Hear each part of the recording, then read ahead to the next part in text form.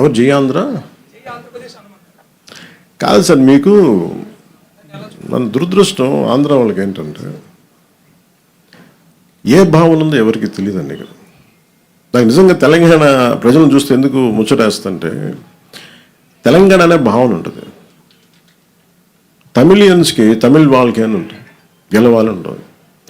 ఆంధ్రాకి sub regionalism ఎక్కువ, laced with cost. అందుకు ఇక్కడికి వచ్చి పెట్టాం. మీరు అడిగిన ప్రశ్నకి ఎందుకు పెట్టాం ఇక్కడ అంటే అట్లీస్ట్ మీకు ఏదో ఒక భావన, ఆంధ్ర అన్న భావన ఉంటే మంచిదని. ఇప్పుడు జయమరావతి అంటే ఏమవుద్దో చెప్తాను. ఎందుకు చెప్పానంటే ఆ మాట, మీరు కనెక్ట్ అవ్వరు. Suppose if you are part of Amaravati I don't know, ఒకవేళ you are not a part of Amaravati, suddenly ఇదేదో అమరావతి వెళ్ళి అంటే మాకు సంబంధం. బట్ వాళ్ళు ఇచ్చింది 33,000 ఎకరాలు, 30,000 మంది పైగా రైతులు ఇచ్చి small slogan can make a difference. Small slogan. Karl Marx ఎక్కడో జర్మనీలో కూర్చొని మొత్తం ప్రపంచ కార్మికులారా ఏకం కండి అని కూర్చుంటే ప్రపంచం ఏకమైపోయింది. It all depends on what kind of slogan. అందుకే నేను ఆ ఉద్దేశంతో చెప్పాను తప్ప మీరు కూర్చోబెట్టి జయాంధ్ర అని కూర్చోబెట్టి దానికి ఉన్నత స్థాయికి వెళ్ళమని చెప్పలేదు. At least have an identity. At least have an identity, some kind of identity, which is good for the state. అందుకని భారతీయత ఎక్కడ కోల్పోమని చెప్పలా.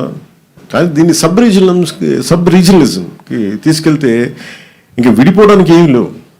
అన్ని రకాలుగా విడిపోయాం ఇంక అందరం. ఇంకెక్కడ కలపడానికి ఉన్నాయి తప్ప ఇంక విడిపోవడానికి ఏం లేవు. అన్ని రకాలు. ఇప్పుడు ఈ కమిటీ తాలూకు ముఖ్య ఉద్దేశం ఏంటంటే మేము కలపడానికి ఉన్నాం, విడగొట్టడానికి లేవని చెప్పడానికి. Thank you sir. జై హింద్. అమర్జీ పొట్టి శ్రీరాములకి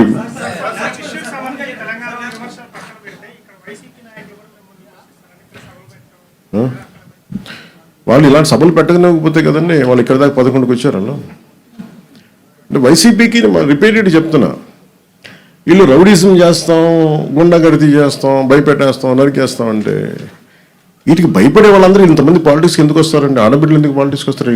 రౌడీలు కానీ గుండాలకి భయపడితే there is a policy matter. మీకు నచ్చిందా పాలసీ? మీకు అమరావతి ఎంత కావాలో అంత కావాలా, 3 రాజధానులు కావాలా, అదేదో అదే చెప్తున్నాను. అదేదో నచ్చడానికి ఉంటుంది పేరేంటని. అందుకే అంటే నేను ఎంత ల్యాండ్ కావాలి అనేది అదొక ఇట్స్ ఆల్ డిపెండ్స్ ఒక్కొక్క విషయం. సో ఫైనల్లీ 2014లో ఒక డెసిషన్ తీసుకున్నారు. 30,000 ఎకరాలు 33,000 ఎకరాలతో క్యాపిటల్ చేద్దామని చేశారు. అది కనీసం అమరావతికి పరిమితమైంది. కానీ నాకు తెలిసి ఎన్ని కిలోమీటర్లు సార్? ఒక హౌ మెనీ కిలోమీటర్స్? ఓకే, ఒక అమరావతి వరకు తీసుకుని ఒక 33,000 ఎకరాలు అనుకుంది. ఇప్పుడు ఆయన గత ముఖ్యమంత్రి వాళ్ళనే మాట్లాడి కూర్చోబెట్టి మచిలీపట్నం అంట, విజయవాడ అంట, గుంటూరు అంట, వాళ్ళు ఇంకా పెంచేశారు.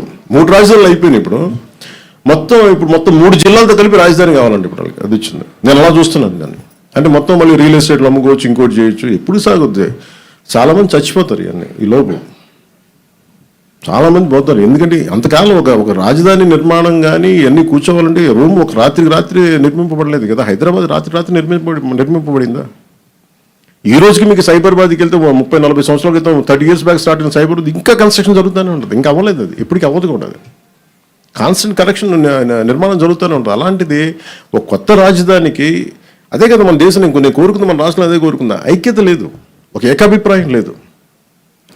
ఇది నాకు ఒక అభిప్రాయం ఉంటుంది. ఇంత రాజధాని ఏ సైజులో ఉండాలి నాకు ఒక అభిప్రాయం. కాబట్టి ఇంక అందరూ కలిసి ఒక నిర్ణయం తీసుకున్నారు కదా. తీసుకున్నప్పుడు ఇంక దాన్ని ముందుకు తీసుకెళ్ళాలి, దానికి ఒక ఆచరణలో పెట్టాలనుకుంటాం తప్ప ఇంక దాన్ని ఇంకా కన్ఫ్యూజన్ తీసుకొచ్చి ఇంకా దాన్ని చండాలం చేసి ఇది కొంచెం రైట్ ప్రాసెస్ కాదు సార్. మీది last question sir. Thank you sir.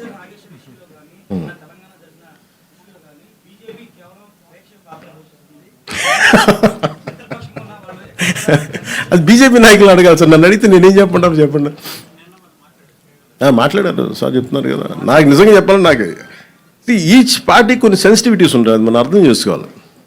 అంటే నిజంగా అందరూ అంత నిర్భయంగానూ ఉంటే సార్ సమాజం వేరుగా ఉండేది కదా. మేబీ ఎవరి సెన్సిటివిటీస్ వాళ్ళకు ఉంటుంది, మనం అర్థం చేసుకుంటూ ముందుకు వెళ్తాం. Thank you sir. జై హింద్ సార్.